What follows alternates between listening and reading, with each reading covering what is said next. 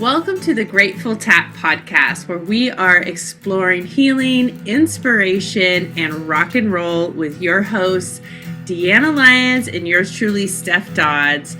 Thank you for hanging out with us today. Welcome to the party.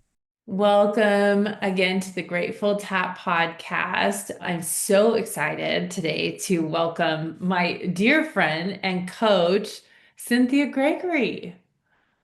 Hey, Hi, hi, Steph. Steph. How are you?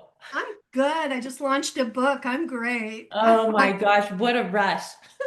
Yeah, I know. And I'm still living in that glow of the launch and all the excitement, all the kind words everybody had to say about the book. So I'm a little insufferable. I gotta say, I know that feeling because I've worked with you. Yeah, That yeah. and that gives me the chills and a little like emotion. Aw, So thank you. yeah. I And know all of that. our time working together on your Yeah. book, through the hard parts, I kept saying, Steph, just imagine holding that book in your hands. And honestly, if I didn't have you saying that, it felt during the process, I'm like, this is never gonna be done. And now it's like a blink and it's been 3 years. Isn't that amazing? I know. And, Hay House wanted to showcase your beautiful book. So it's like not a bad thing ever. Yeah, totally. So It yeah. seems like writing a book is it's a part of your soul journey. If you decide to write a book, I've watched a few of my friends do it, and it terrifies me to even think about it. And I can tell there's probably a book in there at some point in my life. I don't know when, but um, I'm kind of curious about that from both of you, really. Like, Cynthia, how did you get into coaching people and writing books? And then if there's that resonance with it being a soul journey, I'd love to hear the connection there too. Yeah, no, I think it is a soul journey. I believe actually the title of the book, Love Notes from the Soul, came from a kind of an insight that I had about journaling and intentional journaling, the kind of journaling that I teach. And here's my proposition that every once in a while you'll journal something and you'll put it away and you'll come back and you'll read it and you go, whoa, who wrote that? It looks like my handwriting, but who wrote that? And my answer is, I believe it's your soul. You're having a conversation with your soul when you are intentionally journaling and opening up to letting what comes through come through. And so, yes, it is part of the soul journey. I come from a literature background. I have a degree in journalism and in a master's degree in literature. And so I tend to kind of take that perspective. And I really feel like a book often calls on you as the reluctant hero. That's Joseph Campbell. It's the hero's journey, but very often the hero doesn't want to go. Dorothy and the Wizard of Oz, Luke Skywalker, neither one of them wanted to leave their home planet, but they did. And that was part of their hero's journey. So I feel like sometimes we're called on, spirit or whomever we connect best with gives us an assignment. And I was given an assignment for Love Notes for the first book. I was on a silent retreat at a Benedictine monastery in Big Sur. And I got a big old download and I was like, really? but as it turns out, it was a remarkable experience. It really caused me to be at the edge of everything I know. I know a lot about literature. I don't know a lot about gathering. I didn't know a lot about gathering various voices together in one book. So that was something for me that I was constantly in communication with my spirit guides and my other entities that I work with, going, I don't know what to do next. You got to show, if you really want me to do this, you got to show me what's the next step because I don't know what the next step is. Yeah, beautiful. Yeah. And that's what I gotta say I love about your work, Cynthia, is that even if you don't have, which I did not, even if you don't have a literary background, writing a book is possible. Oh, Writing yeah. a book is absolutely possible. And I'll just share a tiny bit about my story working with you is Cynthia was my book coach for my book, How Not to Cry, A Guide to Emotional Freedom for Sensitive People. And I remember being so freaked out. I had to do a ton of tapping on it. Oh, thank you. And I remember I had a breakthrough with you of just when I hadn't worked on the book in two months. and I was like, oh no, I'm not ready for a coach session. Ah. And you're like, we gotta meet anyway. That's even more important to me. And that was a breakthrough for me of like, even if you're avoiding it, like keep reconnecting. And then I got to be in your first Love Notes book, the Love Notes for the Soul, Stories of Transformation and Hope. And I know that you just released another one. Oh my gosh, yes. So, silly me, I produced Love Notes from the Soul, the first book, the pink book, in just over a year. It was like 13 months, which in independent publishing is de rigueur. In legacy publishing is unheard of. You get a book contract with a major house and you don't see that book for 3 years, probably. It just goes through a completely different process. But so that was so much fun, and I was so inspired by that book, and I was so inspired by the stories. I say that once the project started, it exerted a gravitational pull all of its own, and stories started to come in. Like in your book, there were, I think, 3 stories about Hawaii, a couple of stories about Machu Picchu. I did not ask anybody to choose these places. That's just sort of the material that started showing up for that book. Love Notes 2.0 was a lot the same. I took a kind of a different slant on it. And while I wanted to focus on people who are creating a more just, equitable, and compassionate world, when we all need more love notes right now, I wanted to put an emphasis on that compassion. And so I featured a lot of nonprofit leaders who naturally bring that quality to their work. And so it's a different book, but it has a lot of the same frequencies that it shares with the world. And I think that one of the really remarkable things that I discovered in this book is that your story was amazing, and other stories are equally amazing. And so I have this kind of cloud that I'm working with of all these stories. And then I have to choose a first chapter. And once I land on that, it's really interesting the cadence that occurs of adding another chapter and another chapter, because each chapter you add changes the dynamic of the book. It's a real learning experience, it's a trust experience, and definitely a soul experience. Okay, sorry, I have like so many questions, but I know we didn't talk about this, but like I'm just curious because for me it was a call. If someone has the call, whether it's from Yeah. your soul or what is that knocking on the door of maybe I have a book in me, to all the freaking work it takes. Like where's that middle point of like, oh, this is just coming through me, to I need to work off my butt off.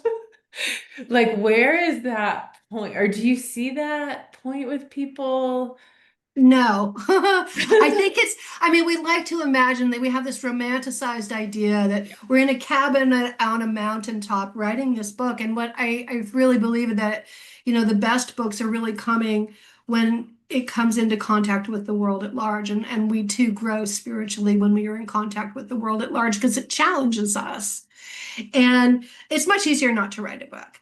But I think that everybody has a story, and everybody's life experience is valid. And I have found that when people are called to share their story, so often they go, "Oh, I don't have a story." And I'm like, "Really? Tell me about why you do the work you do." And it's like, where did you get those values? And I keep asking those probing questions, and I finally get to a question where I go, "Well, who taught you that?" And they'll kind of get this faraway look in their eyes, and they'll go, "Oh, the person who made all the difference to me, it's this friend of mine who said one day that." And it just opens it up, and it's our story, but it's also the universal story, because we're all connected. And so it's also, I find really interesting that the longer I teach writing, because at first it was just all about the writing, and it is, but now I'm really fascinated by the psychology of writing. And I've been reading studies about how stories changed the way our brain works. Right? Before we had written stories, we shared stories around the campfire. It's how we shared wisdom. It's how we shared tradition. It's how we made sense of the world. It's how we honored our ancestors.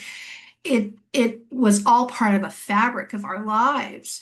And words are Print actually takes the story into a more manifest zone. Like I always say, write down your story ideas, start getting them manifested in the world, because once you put them on paper, they start existing. And so, it's how we shared information, but also really interestingly, it stimulates empathy. Stories stimulate empathy. They stimulate our language centers. They stimulate our executive function. They stimulate patience and all of these really great qualities. And now they have MRI studies where you can read something in text and it will light up your brain as if you were actually doing that action. If you read a text about kicking a soccer ball, a part of your brain will light up to correspond with those ideas that you're having. So stories actually make us smarter. And in the sales world, they've said for years, if you want someone to remember what you said, tell them a story. Don't just throw facts at them. So stories are how we're wired. Stories are how we share wisdom with one another, no matter the format, because I've become a real big audio book listener. Because I'm an audio learner and I love it. It allows me to do other things while I'm listening too. So the more I dive into the world of story, the more it just makes sense. Like it's kind of part of the training manual that we have to share. And I also say that by having the courage to share your own story, and sharing your story terrifies a lot of people. Maybe that's why one of the greatest fears we can have is public speaking, because we're afraid of being judged, we're afraid of being wrong. We have so many different fears. I think what keeps a lot of people from sharing their wisdom, and I think that once you do screw up courage to share your story, you give permission to other people to share their story or to do those things that scare them. Do you work I, with people both who want to publish and others who just really want to you're maybe right. document their story and Yeah. at least initially not want to put it out in the world? It's very, very personal. I remember years ago when I was publishing and winning awards for short stories, I spoke with a woman who shared with me that she had a roommate once who read her journal, and it was like, oh, the betrayal. I mean, I can't even imagine. And so that's something I also tell people about writing. I'm like, write it down in your journal. Nobody's going to see it but you. Nobody's going to give you a grade or tell you're a bad person because you thought that thought or had that feeling. Taking it public is another thing altogether. In Love Notes 2.0, there was a woman that was on the launch call last Saturday, and she was on before anybody else was on. And she said, Cynthia, I'm so afraid. I said, why? She said, well, there was a person related to her story that she never named. She never called them out, but they had an effect on the story itself. And I said, well, darling, it's your story to share. You shared your story. This other person can share their own story. Your story is yours to share. You have nothing to worry about. I find that so interesting that we want to protect our stories so much. Mhm. And yet that I think that part of the healing journey is by sharing Yeah. Wow. Okay. So them. many things came up with what you just said, because I love that that's a part of your thing, is like falling in love with your story, because I've worked with people and even in my own experience of saying like, is my story good enough? Is my Yeah, story worthy? Like we don't, it's our story. So we're so in it that we don't even think that, oh, this might be inspiring to someone else, or no, and then there's this whole other thing which I was talking to with my girlfriend the other day about. Creativity can come at a cost sometimes, just from what you yes, said. Like for me with my own yes. personal journey, which I really haven't been ready to talk about in the world yet. Yeah, yeah, no, it's too raw still. Yeah, Yeah, but I do plan on putting in my next book of like, my book was incredibly unsupported by my ex-husband. And so for me, writing it was almost like an act of rebellion, like standing yes, up for myself. To me, it was like, no, I'm actually am gonna tell my story. And there was some kind of breakthrough in that for me. And then with my girlfriend I was just talking to, it's like it's a pretty vulnerable story where a lot of people won't like it. So I think it was, tell me, I think you've quoted her before. I think it's Anne Lamott, but I'm not sure. Like, if somebody didn't want you to write about them, they should have asked to write or something like that. Like, you should, Actually, I love that. That's my quote. So is that your quote? I'll take up space with Annie Lamott. But I'm Yeah. like, yeah, it's like I had this story where a lot of my fiction is based on conversations that I've had with people, and I just fictionalize them, and then they take on a life of their own. And so I'd have been having a conversation with somebody who's very bluntly arguing with what I was saying as fact. And rather than when I wrote about it, I didn't say, well, no, gee, they did this and I didn't like it. I just did it verbatim. I just copied down the conversation verbatim. And somebody said to me, gosh, that person didn't seem like a great person. I said, well, if they wanted to look better in print, they should have acted better. Because I didn't identify them. I simply took their words. And so often that's what we have to do. And I think a lot of times I have actually had people come to me and want to write a book because it's like I want to prove them wrong, and that's never a good motivation to write a book because you don't have to prove anybody wrong. All you have to do is be a witness and share what's happening or what happened without judgment. And that means that you can't have judgment about it either because it will show up in your work. And you don't need to judge it because you experienced it, you grew from it. And if you frame it that way, then you give your reader the opportunity to learn. If you spell it out for them, they're not going to learn it. But if they say to themselves, ooh, ouch, I don't know how I would have responded if somebody had said that to me. And so all we do is we offer the story and let them pick it up or not pick it up. But I have a question for you, Steph. And I love the story of how writing your book was an act of rebellion. I love that. And also, what did you learn from that experience? Well, good question. Originally, it was a calling, like you Yeah. do this. And then the action of actually doing it was a rebellion against of all the things that we're saying, don't do it. Of Don't all do it. You're taking time away from this. You're putting your focus there. You're being selfish. All of the things that our critical mind can say as well. Yeah, and for me, a big thing I'm still working on is standing up for myself. It's like a theme. So to me, each time I stand up for myself, there's another layer of healing that happens. So Yeah. for me, that was like, you know what? I'm gonna do this. This is my call, and this is my thing. And even if somebody disapproves of me, great. That means I'm probably doing big things. And if I have some haters, my story set fine with everybody, then I'm maybe not really saying much. Thank you. Right? Yeah. And I think that publishing, writing in general, but then you push it a step further in publishing involves taking a risk. Mhm. And you have to do the inner work to prepare you for that because not everybody will love what you write. Mhm. And I agree with you. You don't want that. Otherwise, you're not really saying anything important if everybody's going to agree with you. And then what's the point? It's just kind of an exercise in pleasing. Mhm. Yeah. Yeah, Yeah. and I think people want and need more truth in what they see and what they read. And if it's all just made up and like you said, just pleasing, then it's not the full story. Right. If it's And not, there's deception really in there, even if you're just deceiving yourself, right? Mhm. yeah, yeah. And we live in a time now where it's easier than ever to publish. And that has its features as well. But it used to be that there were large publishing houses and kind of what we would now call corporate media that would say what would pass judgment about whether or not you were good enough to put in print. And we are now empowered to do that for ourselves. We get to choose. And frankly, I bought some books on Amazon that were terrible, Mhm. because anybody can do it.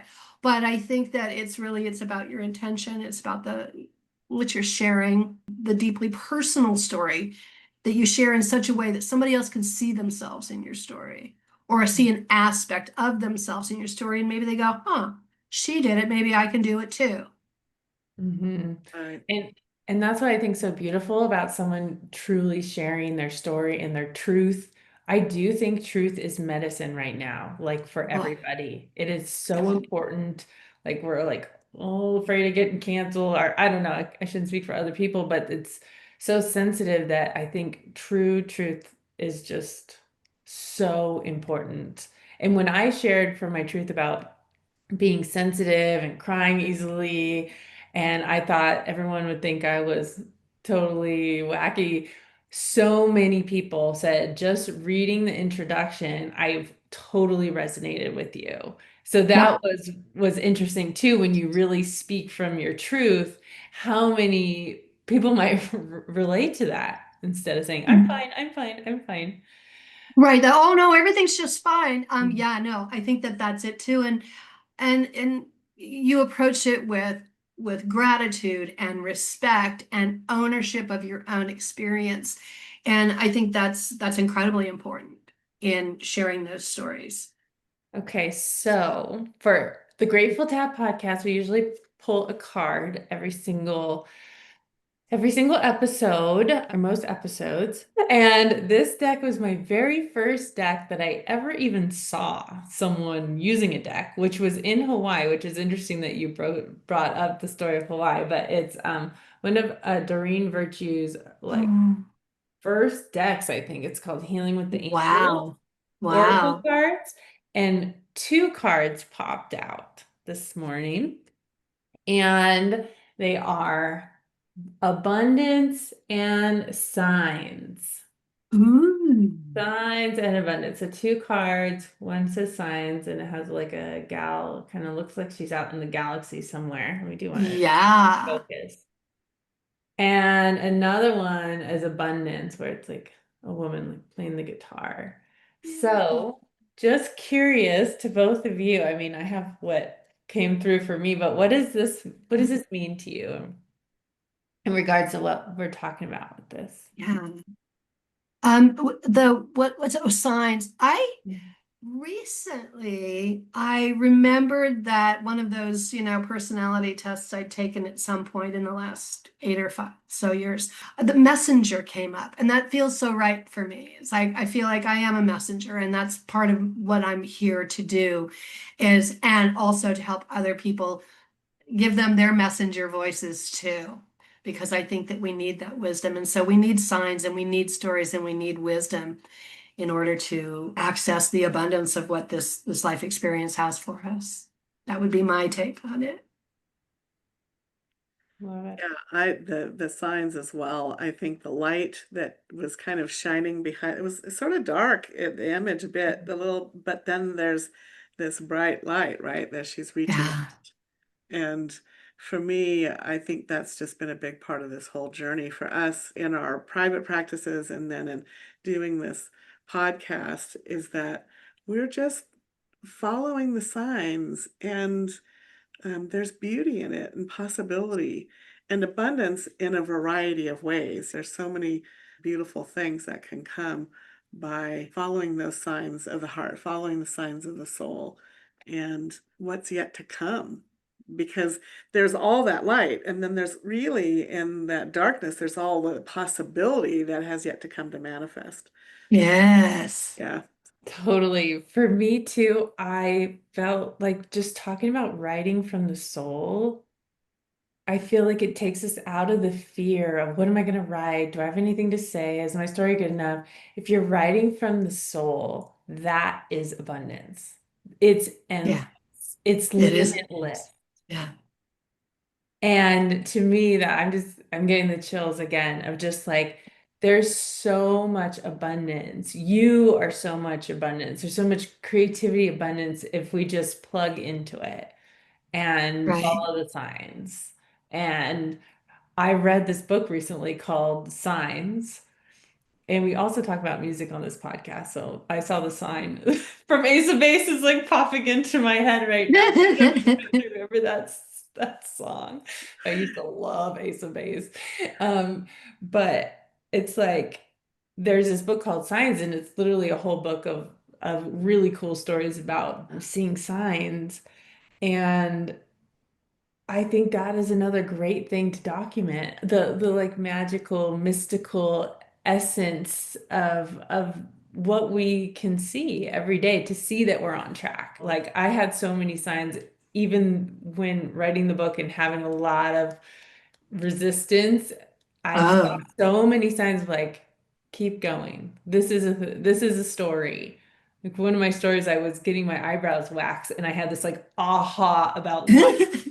And I literally had to sit down on the curb of the street. I sat on a curb and I typed it up in my phone of like this aha I had about self-love, getting my eyebrows waxed. And it's like harnessing that creative moment. Mhm. I think that you're pointing to something really important, Steph, because like you've journaled in my workshops with me. You know the intentional process. And it's not so much for me anyway, maybe you have a different experience, but it's not so much about me thinking I've got this big download I've got to make out of my brain, but I go into a zone, I kind of like slip into a slipstream where I have a story that I'm wanting to bring forth, but I'm also paying attention to what I'm hearing and what's going on in my environment. And what spirit is kind of like dropping these little nuggets into that creative space that can take the trajectory of that story to a completely different space that I could never have planned. If I had thought I had to plan out every single step, I don't. I just have to start listening more. Writing it could be compared to like talking.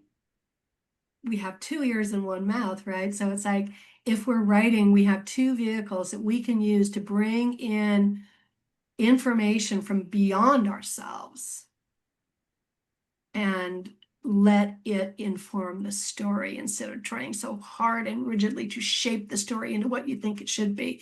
You have to allow that unexpected miracle in the storyline to occur. And you can only do that by being open to what comes in. Yeah, I'm curious too if you use music in your workshops and, what music are you listening to these days?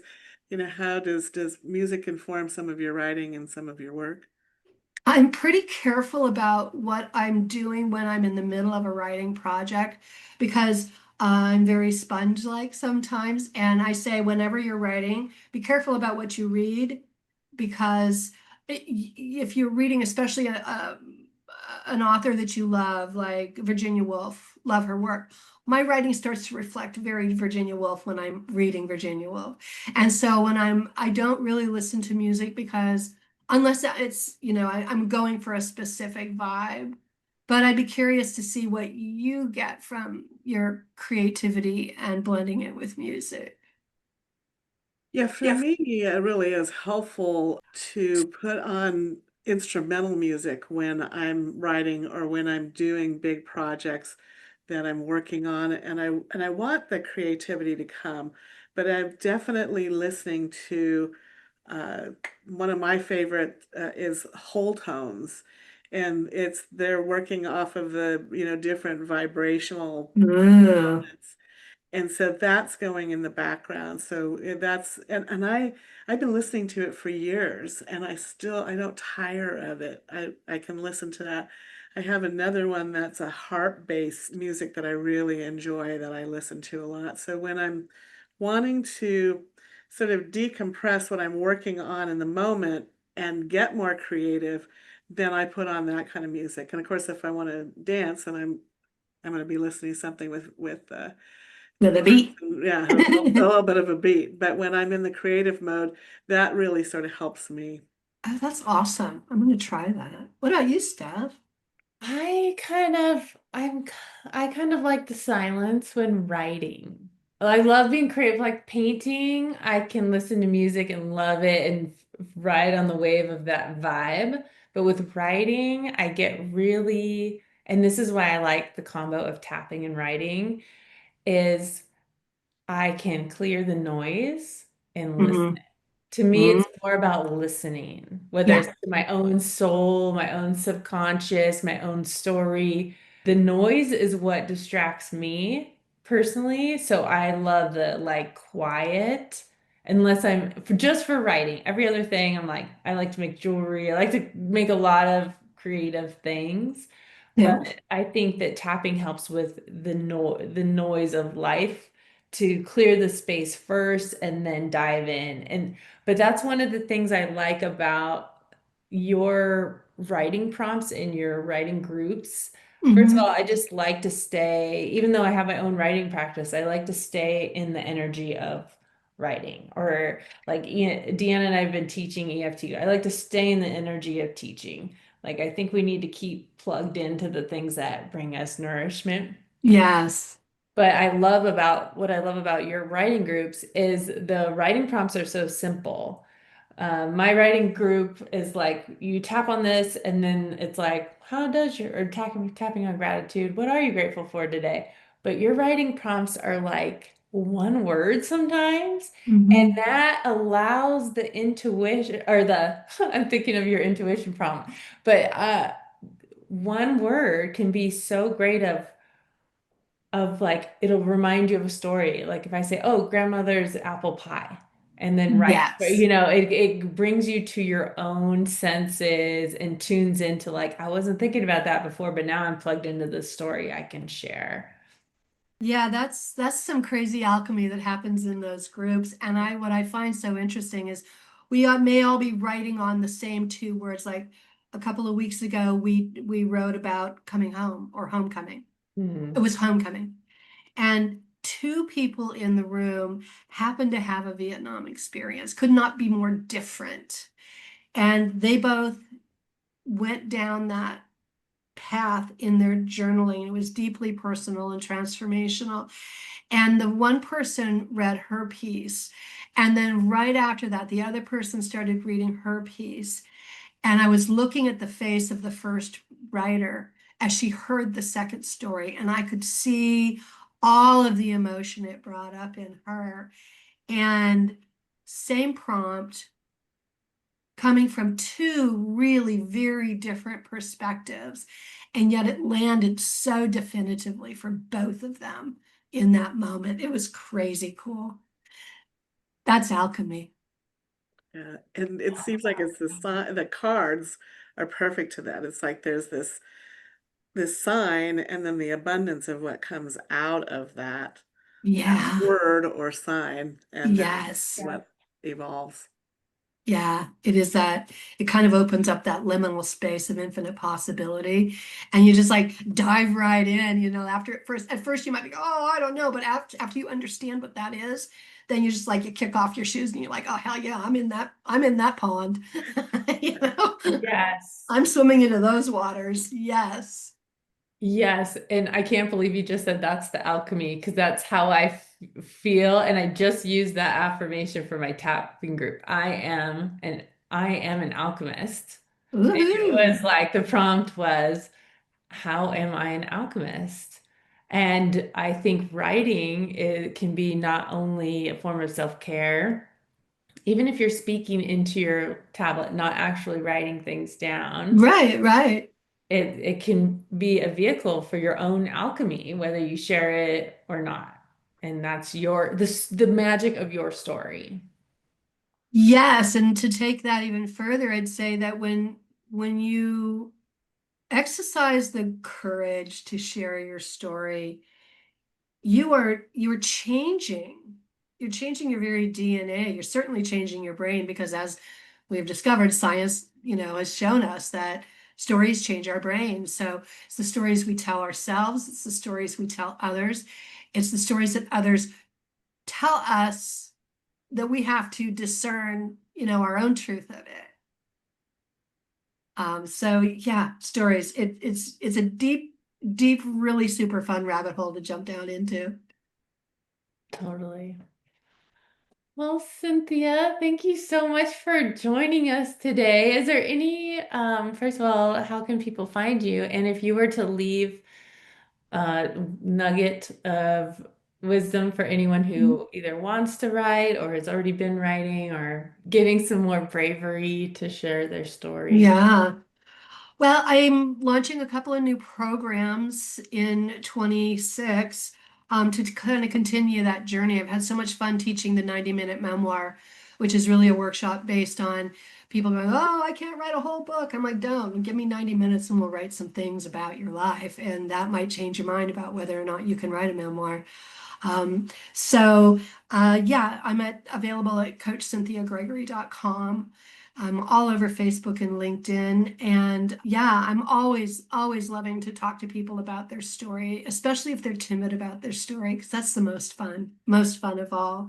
I would also like to invite people to pick up their own copy of Love Notes from the Soul, both copies, so you can actually see the journey between the difference between the first and the second editions. And if you buy the book, please leave a 5-star review because that really helps the algorithm. It helps other people find it. This is the second in a series, and I'm releasing a journal, Love Notes journal for people to journal in. That'll be coming up probably before the holiday Christmas or the holiday shopping season. So yeah, just reach out, send me an email, contact me on LinkedIn. I'm always open to talk to people about their story and sharing those with the world. It's kind of my mission. I want to expand the body of American literature every way I can, and that's helping people share their stories. That's Love it. beautiful. Thank you so much. It was a pleasure to meet you today. It was such a pleasure to meet you, Deanna. Yeah, Steph Yeah. has just talked so much about her experience and with you, and so it's great to, Yeah. put a face to the name and Oh, thank you. And it was really time. fun to be a part of launching her as an author, It's like it's a role that she's really embraced, and it's super fun to see your evolution, in your authorship stuff. Yeah, she's a Thank you. great teacher, and her spirit and her energy comes through in all that she does. So I'm honored to be able to walk by side with her too. Oh, that's incredible. How beautiful is that? Yeah, we're all just walking each other home, right? Right. Yeah, and I loved reading even though I had one story and the Love Notes for the Soul #1, I loved reading the whole book, getting the spirit of the whole book together and the different stories and noticing the common threads. So I'm so excited to really see that with Love Notes 2.0. I know it's so much fun. There comes a point that I think I touched on briefly, but there comes a point when you're looking at all these different stories and they're coming in, right? Just kind of like when an interview is complete. Mhm. I know when I found that first story to launch the book because it just kind Mm. of it sets the tone. It kind of exemplifies what I'm doing with this book, and then everything flows from that. And so it's just like, yeah, trust that creative spirit inside you. It has something important to say. Yay. Thank you. Yay. Yay. Thank you. Thank you. So, if you are interested in writing a book, that's what I'm super fired up about right now is tapping for creativity and tapping to get out of your way, quiet your mind, and recommit to yourself to actually sit your butt down and write your book. And I am teaching a free webinar on December 12th on how to use tapping in order to get out of your own way to read your book. So, December 12th, 9 a.m. Pacific Standard Time. I will put the link below and I hope to see you there.